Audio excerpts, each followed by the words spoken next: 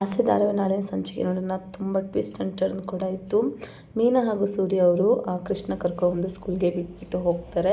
ಖುಷಿಯಾಗಿ ಕೃಷ್ಣ ಕೂಡ ಕ್ಲಾಸ್ಗೆ ಕೇಳಕ್ಕೆ ಹೋಗ್ತಾನೆ. ಅಷ್ಟರೊಳಗಡೆ ಸಂಜೆ ಮೀನಾ ಸೂರ್ಯ ಅವರು ಕೃಷ್ಣ ಕರ್ಕೊಂಡು ಮನೆಗೆ ಹೋಗೋಣ ಅಂತ ಬರೋಷ್ಟರೊಳಗಡೆ ಪೊಲೀಸರು ಕೂಡ ಬಂದುಬಿಡ್ತಾರೆ. ಬಂದುಬಿಟ್ಟು ಒಂದು ಹುಡುಗಿಗೆ ಪೆನ್ಸಿಲ್ ಚುಚ್ಚಿರೋದ್ರ ಬಗ್ಗೆ ಹೇಳ್ತಾರೆ. ಅವನಿಗೆ ಕೃಷ್ಣ ಅಜಯ್ ಹುಡುಗಿಗೆ ಪೆನ್ಸಿಲಿಂದ ಚುಚ್ಚಿರೋದ್ರಿಂದ ಅವನಿಗೆ ಪ್ಯಾನಿಕ್ ಅಟ್ಯಾಕ್ ಆಗಿದೆ ಅಂತ ಪೊಲೀಸರು ಬಂದುಬಿಟ್ಟು ಹೇಳ್ತಾ ಇರ್ತಾರೆ. ಅಷ್ಟರೊಳಗಡೆ ಸಂಜೆ ಮೀನಾ ಸೂರ್ಯ ಅವರು ಕೃಷ್ಣ ಕರ್ಕೊಂಡು ಹೋಗೋಕೆ ಅಂತೇಳಿ ಬಂದಿರ್ತಾರೆ. ಅಷ್ಟರೊಳಗಡೆ ಸರ್ ಬಂದು ಹೇಳ್ತಾರೆ ಕೃಷ್ಣ ಪೊಲೀಸರು ಅರೆಸ್ಟ್ ಮಾಡೋಕ್ಕೆ ಬಂದಿದ್ದಾರೆ ಅಂತೇಳಿ. ಆವಾಗ ಸೂರ್ಯ ಮೀನಾಗೆ ಶಾಕ್ ಆಗುತ್ತೆ, ಏನಾಗಿದೆ ಅಂತ ವಿಚಾರಿಸ್ತಾರೆ. ಆವಾಗ ಹೇಳ್ತಾರೆ ಅಜಯ್ ಹುಡುಗಿಗೆ ಪೆನ್ಸಿಲ್ ಚುಚ್ಚಿರೋದ್ರಿಂದ ಪ್ಯಾನಿಕ್ ಅಟ್ಯಾಕ್ ಆಗಿದೆ, ಕೃಷ್ಣ ರಿಮೈಂಡ್ ರೂಮ್ಗೆ ಹಾಕ್ತಾರೆ ಅಂತ ಹೇಳ್ತಾರೆ. ಕೃಷ್ಣ ಕೂಡ ಅಷ್ಟೇ ಭಯಪಟ್ಕೊಳ್ತಾನೆ. ಭಯಪಟ್ಕೊಂಡು ನಾನು ಹೋಗಲ್ಲ ಅಂತೇಳಿ ಹಠ ಮಾಡ್ತಿರ್ತಾರೆ. ಆದರೆ ಸೂರ್ಯ ಅವ್ರು ಹೇಳ್ತಿರ್ತಾರೆ ನಾನು ಅನುಭವಿಸಿರೋಂಥ ನೋವನ್ನು ಕೃಷ್ ಕೂಡ ಅನುಭವಿಸ್ಬಾರ್ದು ಅಂತ ಮೀನಾ ಹತ್ರ ಹೇಳ್ತಾ ಇರ್ತಾರೆ.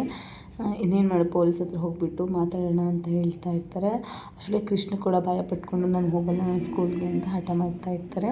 ಸೂರ್ಯ ಮೀನಾ ಇಬ್ಬರು ಕೂಡ ಪೊಲೀಸ್ ಹತ್ರ ಹೋಗಿ ರಿಕ್ವೆಸ್ಟ್ ಕೂಡ ಮಾಡ್ಕೊಳ್ತಾರೆ. ಆದರೆ ಅಜಯ್ ಅನ್ನೋರಿಗೆ ಪ್ಯಾನಿಕ್ ಅಟ್ಯಾಕ್ ಆಗಿದೆ ಮಗುಗೆ ಅಂತ ಹೇಳ್ತಾ ಇರ್ಬೇಕಾದ್ರೆ ಕೃಷ್ ಕೂಡ ನಾನು ಏನೂ ಮಾಡಿಲ್ಲ ಅವನಿಗೆ, ಅವ್ನು ಪದೇ ಅಮ್ಮನ ಸತ್ತೋಗಿದ್ದಾರೆ ಅಂತ ಹೇಳ್ತಾ ಇದ್ರು, ಹಾಗಾಗಿ ನಾನು ಅವ್ನಿಗೆ ಮಾಡಿದೆ ಅಂತ ಕೃಷ್ ಕೂಡ ಪೊಲೀಸರು ಮುಂದೆ ಹೇಳ್ತಾನೆ.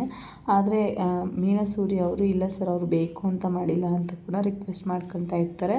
ಆದರೆ ಕೃಷ್ಣ ರಿಮೈಂಡ್ ರೂಮ್ಗೆ ಹಾಕಲೇಬೇಕು ಅಂತ ಹೇಳ್ತಾ ಇರ್ತಾರೆ. ಸೂರ್ಯ ಅವರು ತುಂಬ ಪಶ್ಚಾತ್ತಾಪ ಪಡ್ತಾ ಇರ್ತಾನೆ. ನಾನು ಅನುಭವಿಸಿರೋ ನೋವನ್ನ ಕೃಷ್ಣ ಅನುಭವಿಸ್ಬಾರ್ದು ಅಂತೇಳಿ. ಅನುಭವಿಸಿದ ಕೃಷಿ ಯಾವುದೇ ಕಾರಣಕ್ಕೂ ಅನುಭವಿಸಕ್ಕೆ ಬಿಡಲ್ಲ ಅಂತ ಸೂರ್ಯ ಅವರು ಹೇಳ್ತಾ ಇರ್ತಾರೆ.